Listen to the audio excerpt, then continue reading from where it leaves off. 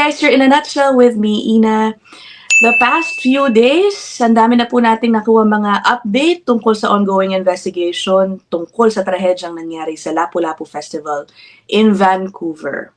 Okay, as we know, 11 people were killed, dozens were injured and are still recovering from their injuries. No? Narinig na rin po natin ang mga kwento ng mga taong, again, those who were killed.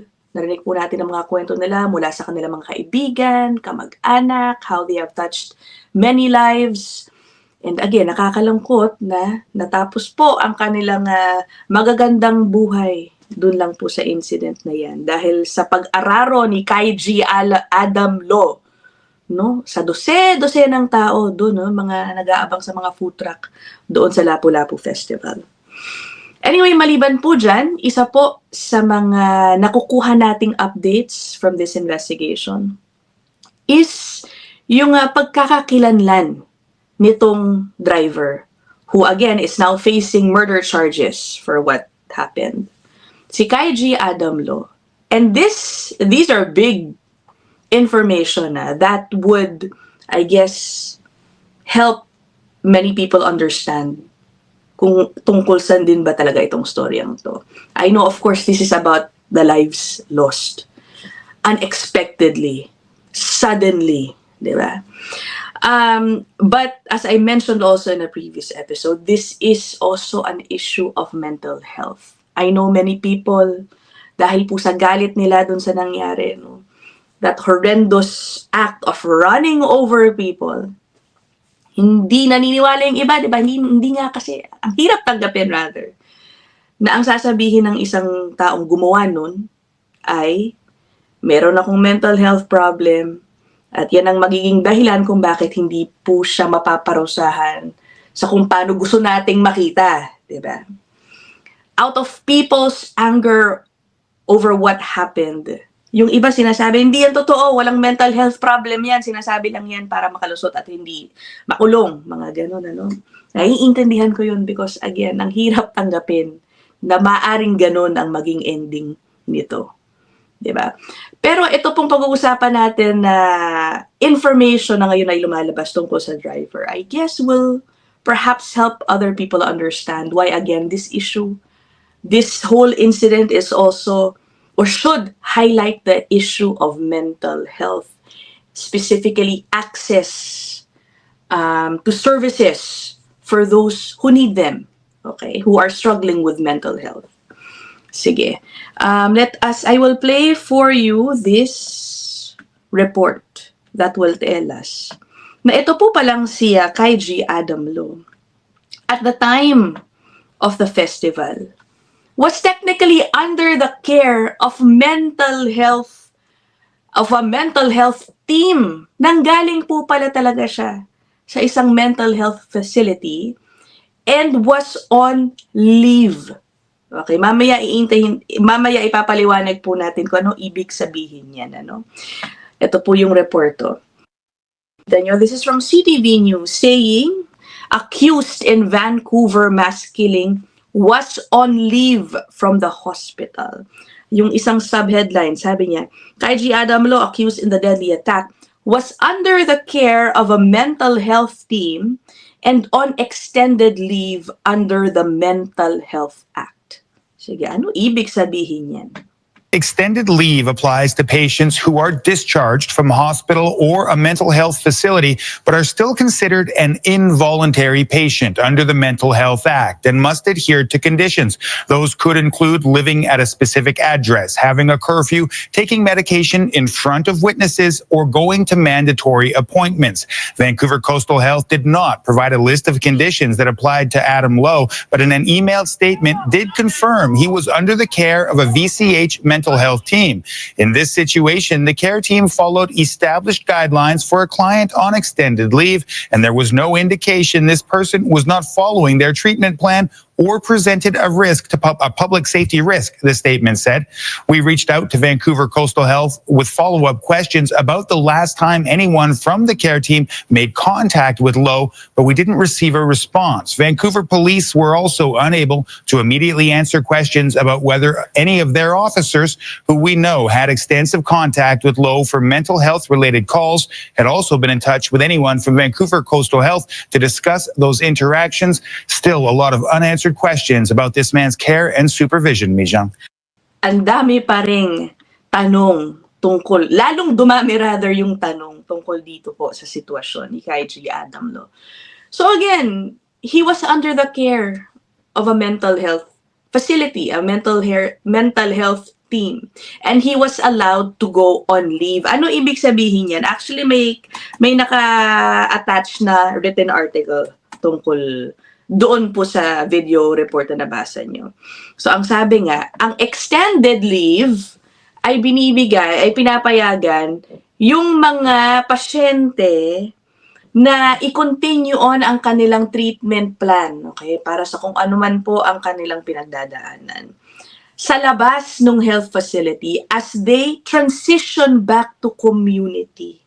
So, pinapayagan po pala yan ng Mental Health Act ng Canada. So, obviously, he was undergoing treatment for a mental health problem. Ang tanong, nasaan yung nagbabantay dapat sa kanya? Ano ang sistema ba para dyan to ensure na nagko-comply si Kay G. Adam Lowe sa kung ano man ang mga conditions para sa kanyang leave?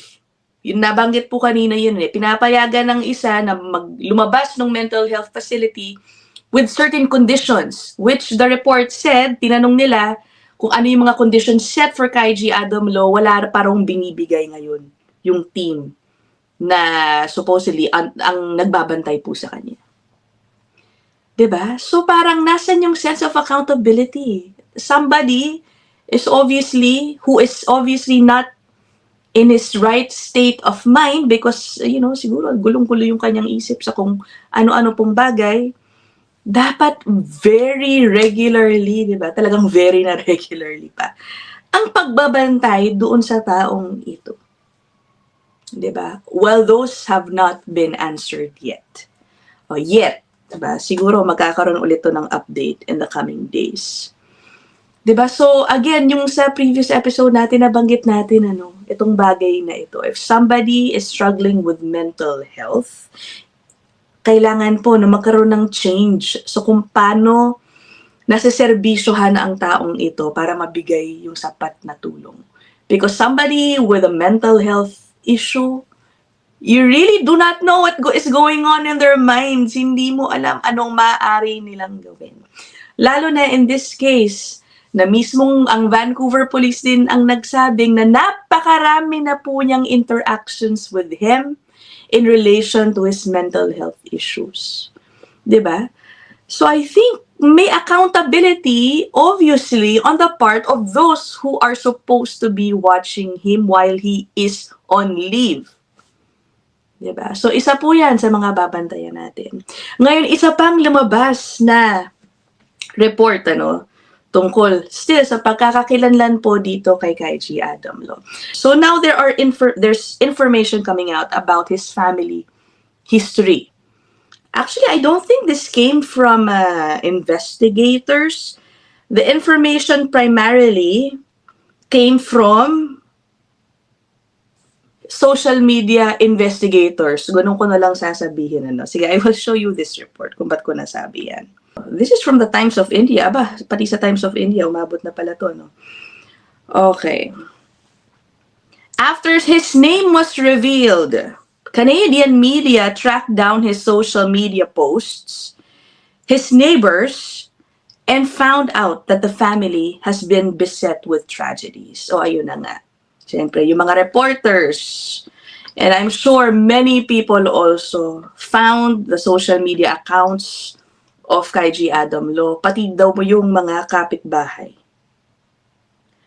Okay? At ano ang natuklasan? Na matindi po pala rin ang pinagdaanan nito ni Kay G. Adam Lowe, His brother was killed last year. Okay, nahanap po ang bangkay ng kanyang kapatid. Sabi dito, January 28, 2024, in a home 2 kilometers from where they live. Gumawa pa raw po si Kaiji Adam Lo ng GoFundMe page para sa kanyang kapatid matapos po yung insidente niyan. And after his brother was killed or murdered, okay. Oh, by the way, meron pong nahuli na suspect doon sa kaso ng kanyang kapatid. Ito, si Dwight William Kimach. Ayan, naaresto na po siya ng police noon and charged with second-degree murder. The trial in the case is awaited. So, nabura na po ngayon daw yung GoFundMe page. I don't know why. Pero doon daw po, ang sabi, si Kaiji Adam Lo described his brother's loss as emotionally and financially shattering. Now, after his brother's killing, isa na nambang pong trahedya ang nangyari sa kanyang pamilya. No? Another sad phase sa kanyang buhay ni Kaiji Adam Lo. His mom attempted suicide. Ito po.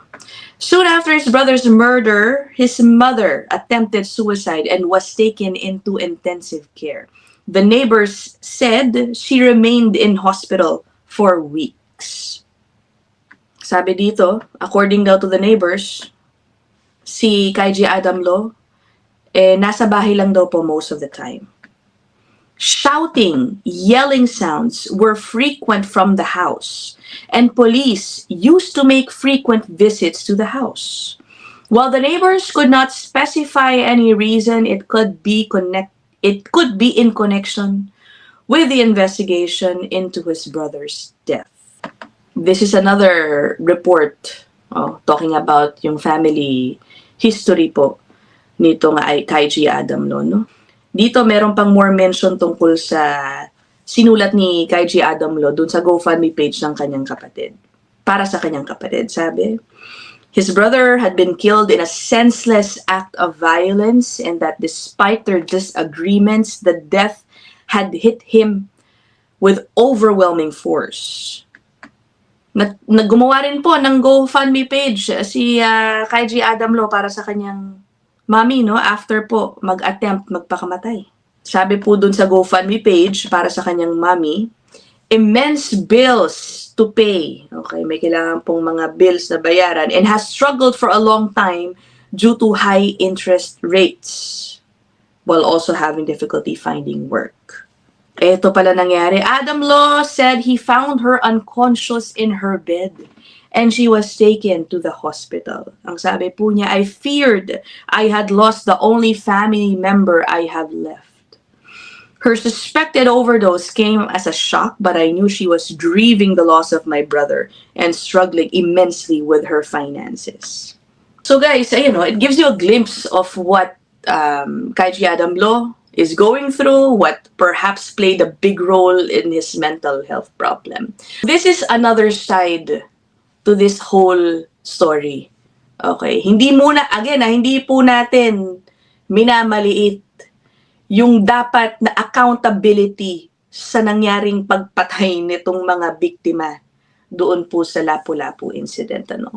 But these are just things that I guess also deserve attention and also need a conversation definitely para hindi po muli mangyari ang ganitong insidente. All rooted in somebody's mental health struggle. Anyway, before ko to tapusin, by the way guys, nako po yung speaking of GoFundMe pages, mahiya naman po yung ilang mga tao talaga. My God, mahiya-hiya naman kayo.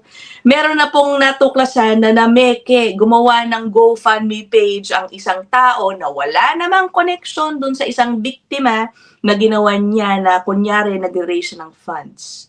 Okay, buti na lang na take down na po yung GoFundMe page na yan, but I think it was able to raise donations more than $50,000 plus. And according to GoFundMe, so tinake down na nila yon at ginagaranti na wala daw po mula dun sa pera ang napunta dun sa kung sino man ang gumawa nun. Anyway, nahuli na po yan, may report din po tungkol dyan. Anyway, What do you guys think about these latest information na nalaman natin tungkol dito sa suspect na si Kaiji Adam Lo? Let me know your thoughts down there in the comment section. I will end this episode here. I'll see you guys in the next one. Bye!